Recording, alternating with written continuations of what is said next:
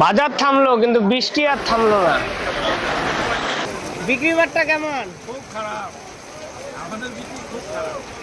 এটা করলে মানুষ কি ভাববে? নাটক ভাববে না তো? তারপর বুঝতে পারলাম প্রকৃত অর্থে আমরা তো নাট্যকারী। বাড়ি থেকে মন খারাপ করে এসে বাজারে সবার সঙ্গে ভালোভাবে কথা বলা এটা নাটক নয়? আবার বাজার থেকে অনেক টাকা লস করে গিয়ে স্কুল থেকে আসা মেয়ের সঙ্গে যখন গল্প করতে বসি তখন তার বলা হাস্যকর ঘটনার সঙ্গে তাল মিলিয়ে হো হো করে ওঠা এটা নাটক নয়? তাই কে কি ভাবলো সেই ভাবনা বাদ দিয়ে আপাতত নাটকে মন দিচ্ছি।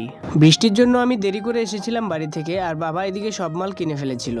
একটা অর্ডার ছিল গতকাল রাত্রে দিয়ে আসার কথা ছিল, কিন্তু আমি ভুলে গিয়েছিলাম, তাই সেগুলো মেপে কোনো রকমে এই দাদাকে দিয়ে আমি রওনা দিলাম অর্ডার ডেলিভারি করতে। এগুলো আমি করতে পারি শুধুমাত্র বাবার জন্য। বাবা যদি আমাকে এখনো এভাবে হেল্প না করতো তাহলে কারোর বাড়িতে সবজি দিয়ে আসা, বৃষ্টির দিনে একটু দেরি করে বাড়ি থেকে আসা, এগুলো আমার হতো না। এটা আমাদের বাড়ির কাছের নদী, আজকে সারাদিন বৃষ্টি হলে এটা পুরো ভরে যাবে। সবজি দিয়ে আবার দোকানে আসতে বাবা বলল ভুটান আলু শেষ হয়ে গেছে, তাই চলে গেলাম আবার বাজারে ভুটান আলু আনতে। ওই বাজারেও একই অবস্থা, গিয়ে দেখলাম একটাও লোক নেই। অনেক দেখে শুনে নিয়ে নিলাম 2 বস্তা ভুটান আলু। তারপর ভ্যানওয়ালা কাকাকে বললাম নিতে, আর উনি বললেন পরের টিপে নিবেন, আর আমি ওনাকে মালগুলো বুঝিয়ে দিয়ে চলে গেলাম দোকানে। আর যাওয়ার সময় দেখলাম অনেক আনারস, যেগুলো এখন বিক্রি করতে অসুবিধা হচ্ছে বৃষ্টির জন্য। এবার দোকানে বসার পালা। বাবা এদিকে সব মাল মোটামুটি সাজিয়ে নিয়েছে। আজকে আমার দোকানে আকর্ষণীয় জিনিস ছিল এই গাটি কচু, এছাড়াও ছিল 4 কোয়ালিটির কচু। আমাদের দোকান সকাল 6টা থেকে রাত্রি 9টা অবধি খোলা থাকে, মাঝখানে শুধু ডিউটি চেঞ্জ হয়। এর মধ্যে আমার ভুটান আলুও চলে আসে। তারপরে কাকুটা এসে জিজ্ঞাসা করে এই কচুটা সিদ্ধ হবে কিনা। তবে গ্যারান্টি। তারপরে এই কাকা এসে আমাকে বলে ভালো দেখে আশা কিছু যেত, সেটা ভালো হয়, তুমি তো চিনবা আমার সাথে।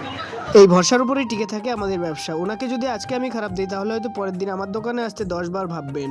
এরপর প্রাচীনকালে সেই বিনিময় প্রথার মাধ্যমে নিয়ে নিলাম 1 সিম লটারি, আর তার বদলে দিয়ে দিলাম কাকাকে কিছু সবজি। তারপর বিধুদাকে বললাম তোমার ভিডিও ফেসবুকে ছেড়ে দেবো। বললো কোথায় ছাড়বি ছাড়। সব ব্যবসাতেই কোনো না কোনো খারাপ দিক আছে, সেরকম সবজির ব্যবসাতেও। কিন্তু সবজির ব্যবসাতে অনেক মানুষের সঙ্গে প্রতিদিন দেখা হয়, যার জন্য মনটা ভালো থাকে। এটাই হলো কামাখ্যাগুড়ি ধানহাটি, যেখানে প্রতি সপ্তাহে 2 দিন ধান ওঠে, কিন্তু আজকে বৃষ্টির জন্য একটাও ধানও ওঠেনি। সবজির ব্যবসায়ীদের জন্য ছোটখাটো জ্বর, সর্দি, মাথা ব্যথা এগুলো যদি বেচা কিনা ভালো হয় তাহলে এগুলো নিমেষেই কমে যায়, আবার যদি বেচা কিনা খারাপ হয় তাহলে সেগুলো দ্বিগুণ হয়ে যায়। ভিডিওর বাকি অংশে আমি আর ভয়েস ওভার রাখবো না। আসলে আমি মনে করি কেউই ভিডিও সম্পূর্ণ দেখে না। তো এই অবধি কে কে এসেছো আর এরপরে যে ভয়েস ওভার ছিল না সেটা কে কে বুঝতে পেরেছো অবশ্যই কমেন্টে জানাও। দেখা হচ্ছে নেক্সট কোনো ভিডিওতে।